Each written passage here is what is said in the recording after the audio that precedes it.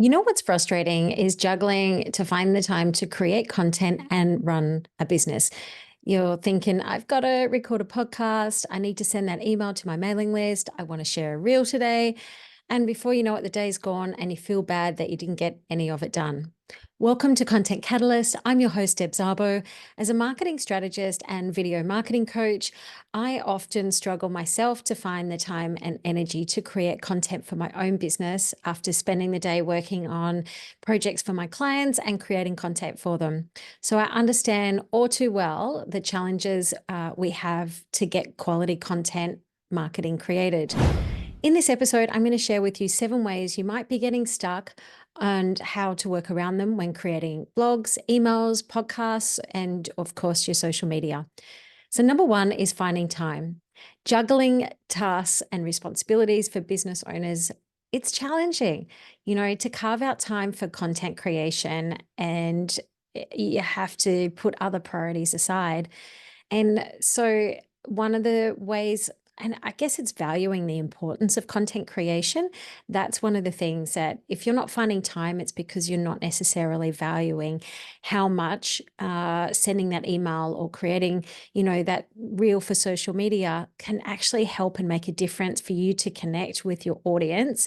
So you can get your message across and tell them what you do and how you do it and how you can help them solve their problems. That's why we're all in business. So one is to value creating content and the results that you're going to get from it. Because when you do prioritize it as part of your business, it's like if you were a coffee shop, you wouldn't open the doors to the coffee shop if you didn't have coffee beans in the coffee machine.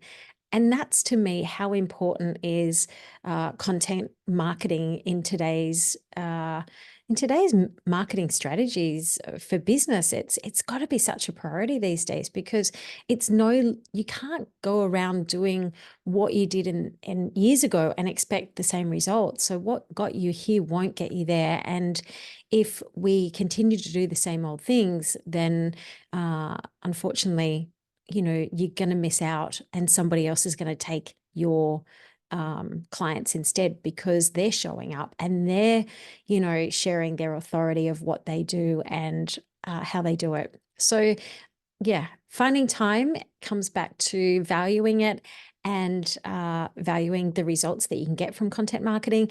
And when you do value that, that's when it'll become part of your non-negotiable business activities. Like I said, it's no different than putting the coffee beans in the coffee machine if you're a coffee shop. So it's valuing that time and then scheduling it into your calendar that it's non-negotiable and you get it done. So it might be, and I do it myself, like I will get up really, really early in the morning and record a podcast or write my blog. And sometimes late at night as well. I find that after I've had dinner, I'll come back into my studio and I'll just push out that piece of content and get it done.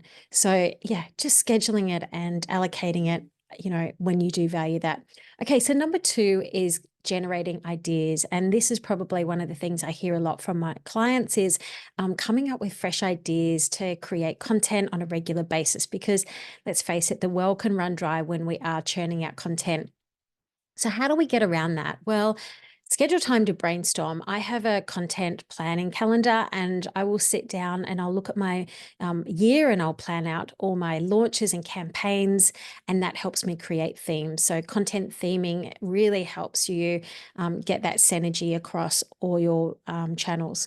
And so then allocate, just like you do to create the content, you actually want to put aside some time to do just the planning side. So just put away 30 minutes, grab a coffee in the morning, look at your calendar when you have your content theme at the top, and do some SEO research. Look at what people are actually looking up. What are the problems that you're solving for people? Use ChatGPT to generate ideas, but I actually just go back to Google. Like if I think about a problem and I'll go in and I'll type what that thing is, let's say it's content planning, I'll type in content planning into Google, and that tells me what people are asking for. YouTube is another great search engine to help you see what people are asking for. So again, if I put in content planning in YouTube, it'll give you all of the things that people are looking for. The other thing to do is when you are creating, coming up with ideas and brainstorming, is if you've got a content, like I've got a content calendar, and because I've got my topics in there, I have like little drop down prompts, and I'll have like 20 of those prompts in there based on that pillar, on that topic, and on that content category. And that will actually give me so many ideas based on what I've come back to, the problems that I'm solving. Okay, number 3 is creating quality content. You want to be sharing valuable and relevant content marketing. And the reason why we want to do that is because we want our, audience to engage with us. So what I find, in fact, that it's often to do with lack of confidence if you're not really sure what you're doing. So if you aren't quite sure on how to get the best video quality to make reels, it's going to be a hurdle for you to always get around. You'll always put it off because you're not quite sure how to get the best quality content. And so how do we do that? How do we get better? Well, invest in training or engage a consultant to help you understand your brand voice and your target audience. Then you can develop templates and guidelines to keep it consistent across all your content pieces. And that was one of the reasons why I created my online course, because my online course was all about helping people create content confidently and efficiently. And it just makes such a difference when you can get on the other side of it to know that the information that you're pushing out is the best that you can offer. And it's still keeping it real. It's all about you getting a little bit better each time and getting better at, like, let's say you were creating video content, when you're confident in how to show up with using the equipment and using the technology to help you with it, it just makes such a difference to removing those barriers. Number 4 is staying consistent. So consistency is the key with content marketing, because when you maintain a regular publishing schedule, it will help to solidify your message and keep you relevant and top of mind. But it can be really, really challenging, especially if you're a one-man show and you've got very limited resources and time. So again, how do you stay consistent when you're trying to juggle all your things in your business as well, and it's just you? I'm the same. I am always trying to look at where are the times that I can create content. I know by the time I get to Thursday, I am not showing up. I'm at the end of my capacity, and I know that because I document it. I always know by the time I get to Thursday that I'm not going to be pushing out reels unless I've pre-recorded them and batched them already. Having that content calendar really helps you stay consistent by helping you schedule in advance. I have a program, it's called Vista Social, and it's a scheduler, and it really helps me to be able to sit down after I've done my planning calendar. Towards the end of the week, I might sit down and schedule out all my posts and things. And Vista Social allows me to publish on Facebook and Instagram, Google My Business, which is really underrated. So many people forget about posting on Google Business, and it's the biggest search engine in the world.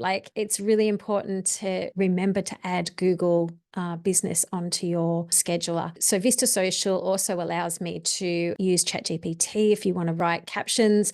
It'll also integrate with Canva when you've got your posts that you've created in there. And it's also got some really cool metrics as well to help monitor your results. And that brings me to number 5, metrics, measuring your return on your investment. Because one of the things that I had this discussion with a friend of mine a couple of weeks ago, is that we can lose motivation to create content when we can't see the instant results and we don't see it as a worthy investment. So therefore we're not allocating the time for it because we don't value it. So it's really important to measure your metrics because of that. And Vista Social, for example, has really cool analytic information. You can see your competitors in there. You can see the reports of your engagement and your traffic on all the mediums. And so metrics as well isn't always just about followers. And I know that it's really easy for us to lose interest because, we only got, 2 followers this week, or I lost 5 followers. And if you're just measuring based on followers, then you could be missing out on all the other benefits of content marketing, because content marketing is about supporting your message and building your authority and building your brand awareness to generate leads and conversion. So if you are turning up and you're sharing your message consistently across the different platforms, and they all help support each other, they all help to amplify what you're talking about. Because if you've heard a podcast and then you've seen it on social media and then you've got an email about it, that's when they all come together to support your message. And I do that all the time. Like, I've heard a podcast, but then I've seen the email and I'm like, oh yeah, that's right, I've got to follow up and get on their website and do whatever their call to action was. So number 6 is keeping up with trends. Gosh, this is a really hard one in the digital landscape at the moment, because it changes on the daily. And, the content that I put out in my courses last year, I was, presenting them live, because literally by the time I got to the end of that program and I went to launch my course again, a lot of things had changed. So it is really challenging to keep up with those trends that are constantly evolving. I mean, Instagram, I feel like, updates something daily. TikTok is also doing things like they're putting out horizontal videos now. Are they competing with YouTube? I mean, YouTube decided they're going to go hard into creating shorts and short form content. And then you've got LinkedIn that's, loving live streams. So there is always something to stay ahead of, and adapting to the algorithm changes. Oh my gosh, like, there is always something happening. So how do we stay ahead of the trends and stay up to date with the trends and adapt to the algorithm changes? Well, I have people that I follow that are ahead of the game in, say, social media, and I have mentors and I have community groups as well, forums. And it's really about, keeping yourself educated about what's happening. And that's the reason why I've put this podcast together and why I share what I do on social media, because I want to share with you what I've learned, because it changes so quickly. And, the information that I get, you may have missed. So I want to be able to share those announcements with you as well. Number 7 is lack of strategy. And this is probably one of the most important things in your business when you are creating content marketing. Because without a strategy, you don't have a clear plan of what to make that, resonates with your audience to get results. So I always start with a strategy, which is the vision, and it's also the desired results that you want. And, are you showing up for, lead generation? Are you showing up to build your authority in your industry? This is what a strategy will help you with. It'll also help you identify who you're talking to and how you're talking to them. Okay, so then once we have a strategy, then we have a plan, and a plan is the day-to-day things of getting that content made. So if you are talking about, planning out your content, theming out your content, scheduling your content, and batching your content, that's where having a strategy and a plan really helps you streamline that workflow. And that's the reason why I've put together a content planning session.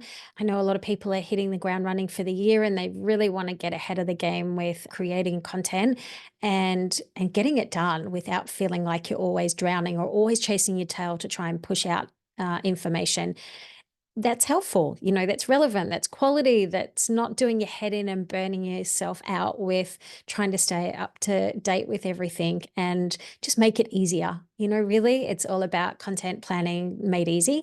And so that's why I'm hosting a content planning session. I've got 2 sessions available coming up on the 26th and the 27th of February.